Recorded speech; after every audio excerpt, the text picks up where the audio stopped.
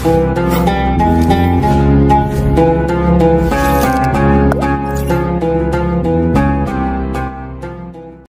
عليكم ورحمة الله وبركاته. ازيكم حبايب قلب؟ عاملين ايه؟ يا رب تكونوا بخير، وحشتوني كتير وكمان بحبكم كتير في الله.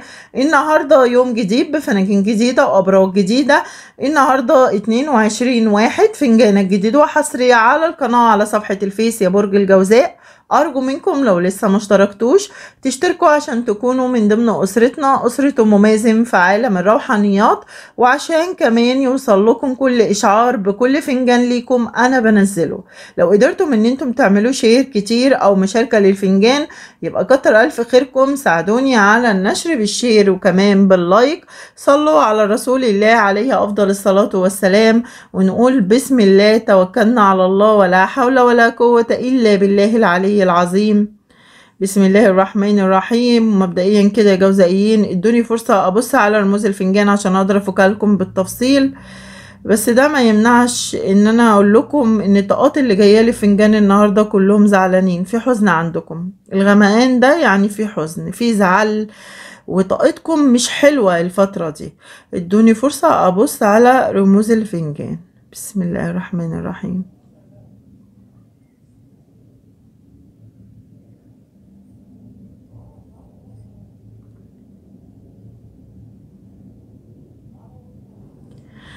طيب بصي يا جوزاء، مبدئيا كده انت عندك هنا في طريق سفر مفتوح. فيكم ناس عندهم سفر داخل بلدهم، نقلة من بلد لبلد او من محافظة لمحافظة داخل بلدكم، وفيكم ناس عندها سفر خارج البلد اللي انتم فيها لان في طيارة عندكم في الطريق ماشي، فكلكم عامة مش زي بعض.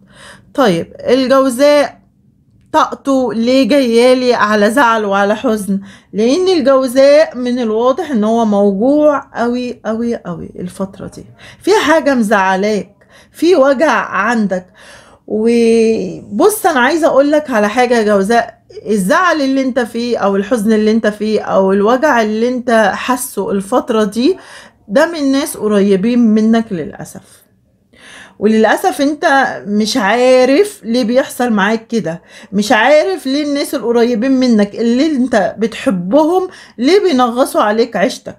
فانت جايلي صعبان عليك نفسك قوي من اللي حواليك كلهم على فكرة، وصعبان عليك نفسك من اللي بيحصل معاك. يعني انت شايف نفسك ان انت ما تستاهلش كده، انت شايف ان انت عمال تتحارب حرب نفسية، فاللي حواليك مش سايبينك في حالك.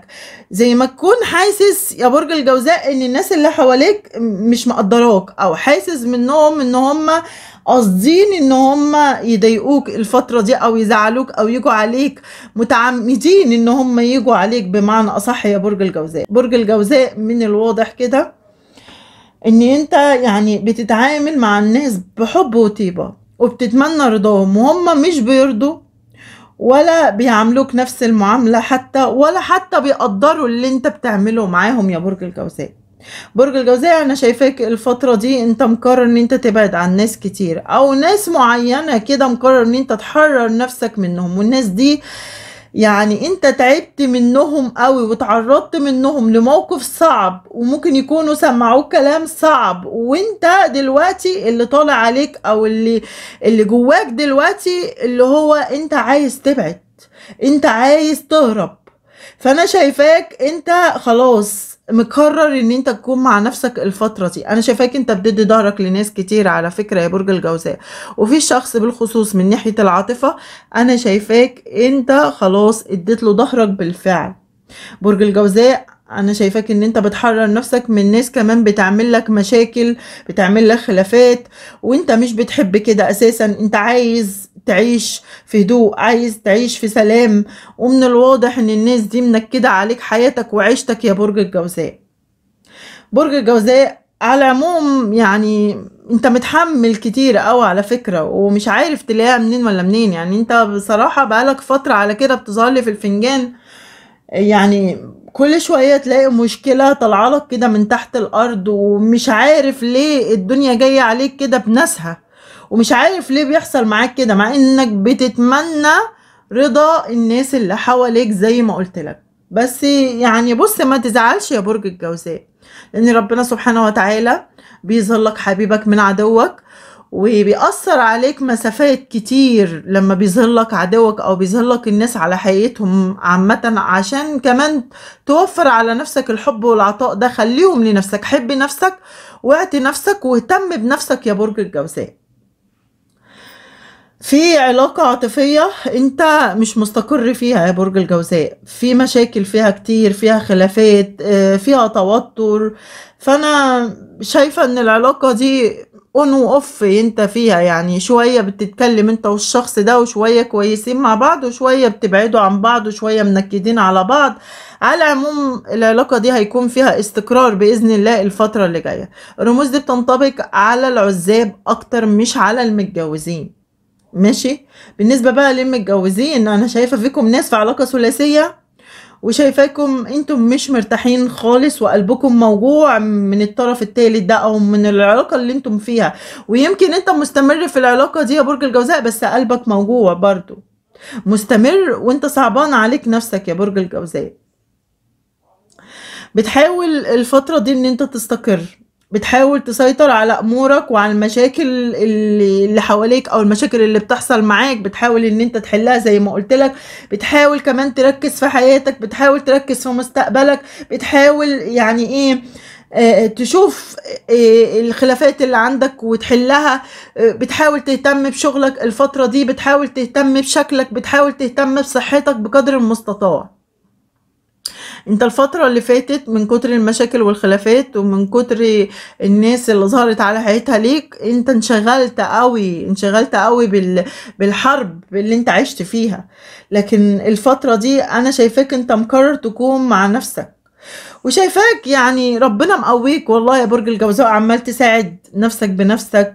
والله يعينك على اللي انت فيه. وبرضو في ناس عمال تراضيهم على فكرة، يعني على قد ما انت يعني في ناس كتير قررت ان انت تحرر نفسك منهم، انا شايفة برضو ان في ناس قريبين منك انت بتحبهم، بتحاول ان انت تراضيهم او تقدم ليهم حاجات كتير كويسة. بس للأسف عايزة اقولك، انت يوم ما بتحتاج حد يقف جنبك ما بتلاقيش حد جنبك على فكرة، ماشي.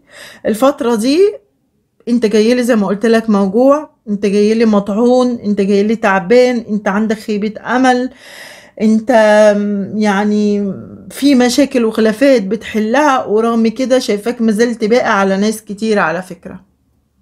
مش عارفة باقي عليهم على اني اساس.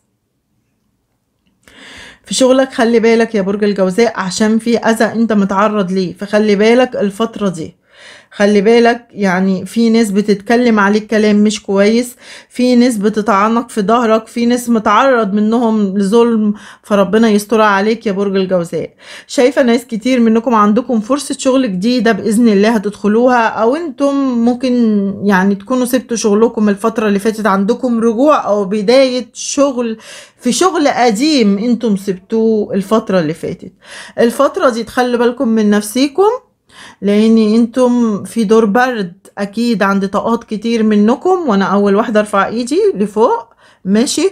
وشايفة كمان ان في ناس عندها تعب في المعدة الفترة دي، في ناس منكم الفترة دي يعني عندها برضو وجع في الظهر جامد، هتلاقي برضو بتصدع كتير يا برج الجوزاء، هتلاقي ان انت تعبان وعينك تعبانة برضو الفترة دي ومش عارف ليه، وهتلاقي نفسك بتدمع كتير مش عارف ليه. لا انا اقول لك ليه، عشان في طاقة حسد جامدة قوي، في عكوسات عندك على فكرة، في عندك ناس حاطة عينيها عليك وعلى حياتك، في ناس بتتكلم عليك، في ناس بتحقد عليك، وللأسف مدينك العين وحاسدينك. فبالتالي انت عندك عكوسات عاملالك تعب صحي، عاملالك وقف حال شوية، وكل ما بتقوم تقف على رجليك بتنتكس تاني وترجع تبتدي من اول وجديد. فعامة الناس دي مش سايباك في حالك يا برج الجوزاء. برج الجوزاء حصن نفسك صبح وليل، وحاول ان انت تهتم بالصلاة الفترة دي. فيكم ناس على فكرة يعني انا شايفة ان هم بقى قريبين من ربنا الفترة دي، مهتمين بالصلاة، بيدعوا ربنا كتير. فيكم ناس يعني لما دخلوا في الحالة دي، حالة الاكتئاب والزعل والحزن، لجأوا لربنا، ودي احسن حاجة انتم عملتوها على فكرة. بعض الطاقات منكم داخل لكم حب جديد بإذن الله، عندكم في بداية علاقة عاطفية جديدة، وهيكون عندكم ترسيم كمان في العلاقة دي بإذن الله على خير يا برج الجوزاء. برج الجوزاء، صعبان عليك نفسك من شخص انت بتحبه، والشخص ده زي ما تكون نفسك تقوله انا بحبك ومشاعري كلها ليك ومش عايز اخسرك ومش عايز ابعد عنك، بس انت بتتصرف معايا تصرفات مش كويسة. انت طريقتك معايا بتخليني او بتجبرني ان انا ابعد عنك او امشي من العلاقة او اخسرك. فانا شايفاك يا برج الجوزاء، رغم ان الشخص ده انت زعلان منه، ورغم ان صعبان عليك نفسك منه، بس في نفس الوقت انت مش هاين عليك العشرة. في نفس الوقت انت مازلت بتقدم لي الحب برضو على فكرة، بس للأسف الشخص ده عمال يجرحك، او الشخص ده وجعك قوي، او عمل معاك موقف انت مش قادر تنساه، او سمعك كلام ضايقك بيه، او ممكن يكون انت ما حسيتش ان الشخص ده مقدرك، او ممكن يكون الشخص ده باعك، او ممكن يكون سابك، مش عارفة، بس انت مجروح قوي قوي وصعبان عليك نفسك من شخص من ناحية العاطفة يا برج الجوزاء، وما يعلم بيك الا ربنا بجد والله. برج الجوزاء، انا مش عارفة اقولك ايه، بس انت محتاج ان انت تحرر نفسك من العلاقات اللي ملهاش لازمة، محتاج ان انت تحرر نفسك من الناس اللي عمالة تظلمك، من الناس اللي مش عارفة قيمتك، من الناس اللي عمالة تيجي عليك، من الناس اللي قفلوك بالشكل ده. في ناس تعبينك، في ناس يعني سواء من ناحية العاطفة او من ناحية التعاملات الشخصية بتاعتك، ايا كان الناس دول ايه، في ناس معينة كده المفروض تبعد عنهم، والبعد عنهم غنيمة على فكرة. حاول ان انت تقفل على نفسك الفترة دي، واقفل بابك عليك كده، لان في ناس يعني ما بيجيش من وراها غير التعب، وغير الزعل، وغير المرض. فانتم تعبانين، ممكن برضو يكون زعل على نفسيكوا يعني. التعب اللي ظاهر لي ده عند بعض الطاقات منكم ده بسبب ضغط نفسي انتم وصلتوا له، بسبب زعل، بسبب حزن على نفسيكوا. مش لاقي الراحة الفترة دي يا برج الجوزاء، وزي ما تكون بتدور على راحة ليك، زي ما تكون عايز يعني تبعد من مكان كده انت مش مرتاح فيه، زي ما تكون عايز تخرج من علاقة انت مش مرتاح فيها، بس في نفس الوقت زي ما قلت لك مش هين عليك العشرة، مش هين عليك الحاجة دي اللي انت تعبان فيها، مش هين عليك ان انت تسيبها بالساهل. اديت فرص كتير لناس ما قدرتش يعني التضحيات بتاعتك، او ما قدرتكش يا برج الجوزاء، وما زلت على فكرة انا شايفاك انت مدي فرصة لبعض الناس، وزي ما تكون حاططهم تحت اختبار نهائي. يعني انا شايفاك كده انت حاطط كده زي خط احمر كده تحت اشخاص كده، اللي هو خلاص يعني انا حاططكم تحت اخر مرحلة او اخر فرصة. مش عارفة يا برج الجوزاء، برج الجوزاء انت محتاج ان انت يعني تروح لشخص روحاني، لان برضو العكوسات دي عاملة لك برضو لخبطة في امورك، العكوسات دي تعباك نفسيا الفترة دي.